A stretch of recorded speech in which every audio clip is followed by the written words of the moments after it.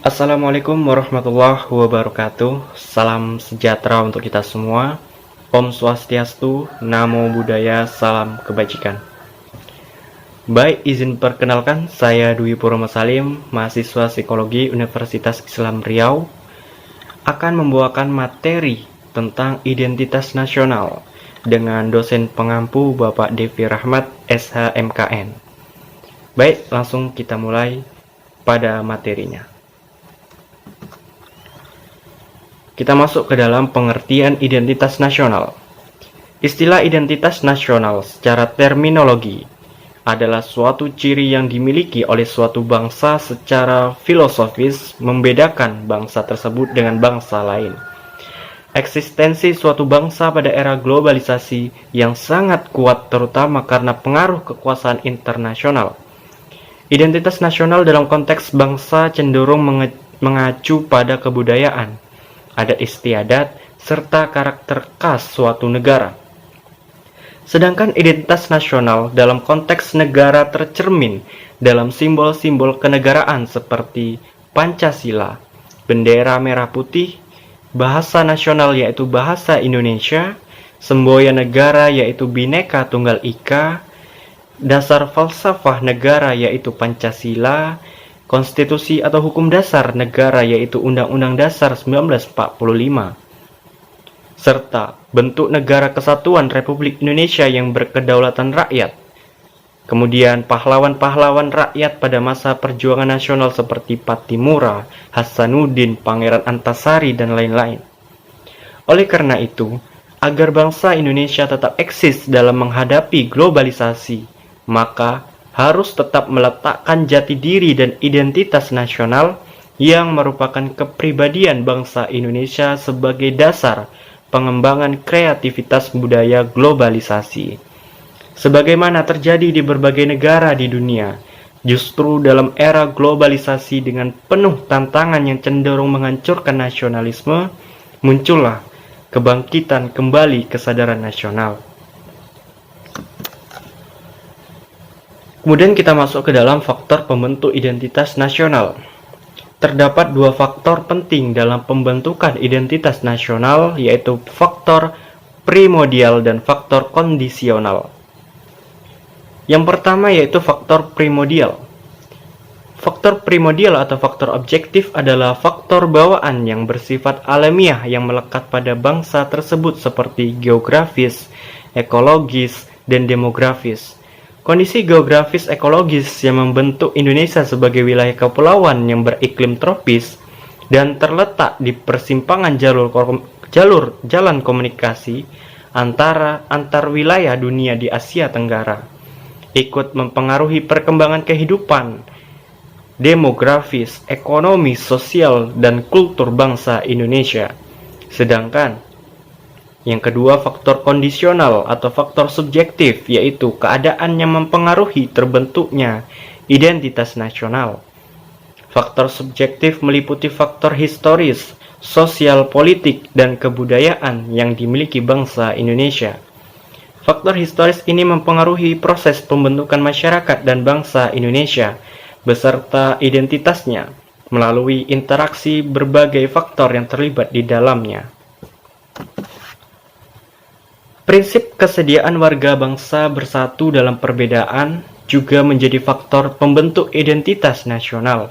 Yang disebut bersatu dalam perbedaan adalah kesediaan warga bangsa untuk setia pada lambang, yang setia pada lembaga yang disebut negara, dan pemerintahannya tanpa menghilangkan keterikatannya pada suku bangsa, adat, ras, dan agama.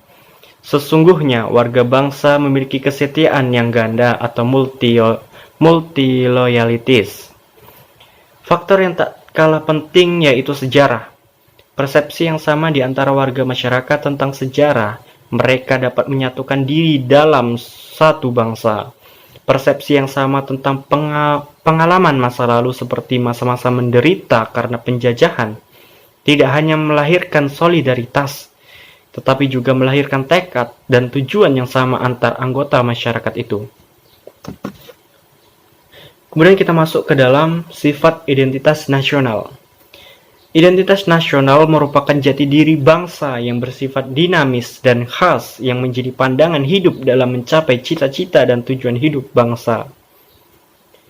Bangsa yang tidak mampu mempertahankan identitas nasional akan menjadi kacau, bimbang, dan kesulitan dalam mencapai cita-cita dan tujuan hidup bersama. Kemudian, hakikat negara. Yang pertama yaitu arti negara. Menurut Kamus Besar Bahasa Indonesia, negara Indonesia memiliki dua pengertian sebagai berikut. Negara adalah organisasi di suatu wilayah yang mempunyai kekuasaan tertinggi yang sah dan ditaati rakyatnya. Kemudian, pengertian negara adalah kelompok sosial yang menduduki wilayah atau daerah tertentu yang diorganisasi di bawah lembaga politik dan pemerintahan yang efektif, mempunyai satu kesatuan politik, berdaulat sehingga berhak menentukan tujuan nasionalnya. Kemudian yang kedua, unsur-unsur negara. Dalam sebuah negara memiliki unsur-unsur sebagai berikut. Rakyat, yaitu orang yang bertempat tinggal di wilayah itu, tunduk pada kekuasaan negara dan mendukung negara yang bersangkutan.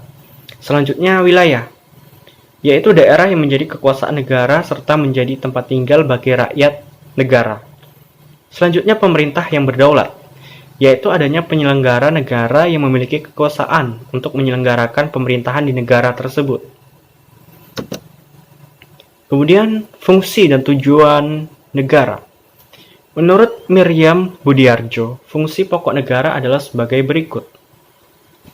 Yang pertama, melaksanakan penertiban untuk mencapai tujuan bersama dan mencegah bentrokan-bentrokan dalam masyarakat. Dapat dikatakan, negara itu sebagai stabilitas. Yang kedua, mengusahakan kesejahteraan dan kemakmuran rakyat. Yang ketiga, pertahanan yang diperlukan untuk menjaga kemungkinan serangan dari luar. Yang keempat, menegakkan keadilan yang dilaksanakan melalui badan-badan keadilan. Selanjutnya, sifat dan hakikat negara.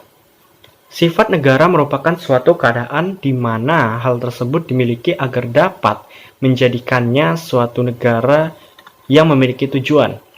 Sifat-sifat tersebut umumnya mengikat bagi setiap warga negaranya dan menjadi suatu identitas bagi negara tersebut.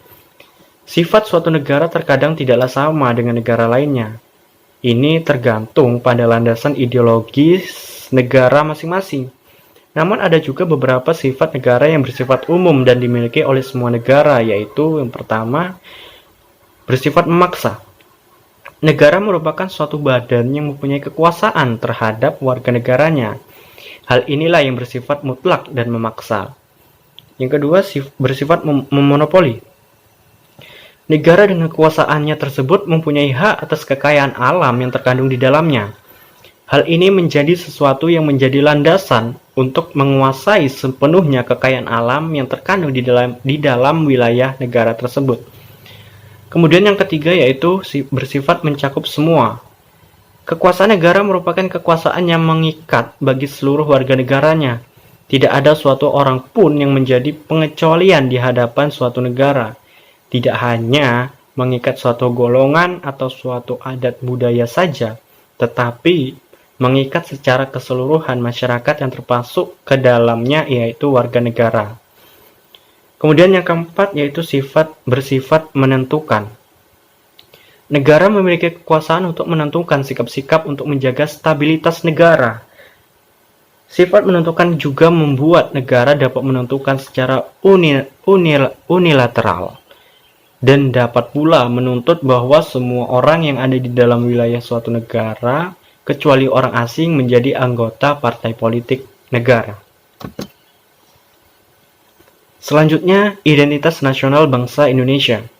Secara umum, bentuk-bentuk identitas nasional itu bisa dikelompokkan menjadi 3 unsur, yaitu yang pertama identitas fundamental, yaitu Pancasila yang merupakan falsafah bangsa, dasar negara, dan ideologi negara.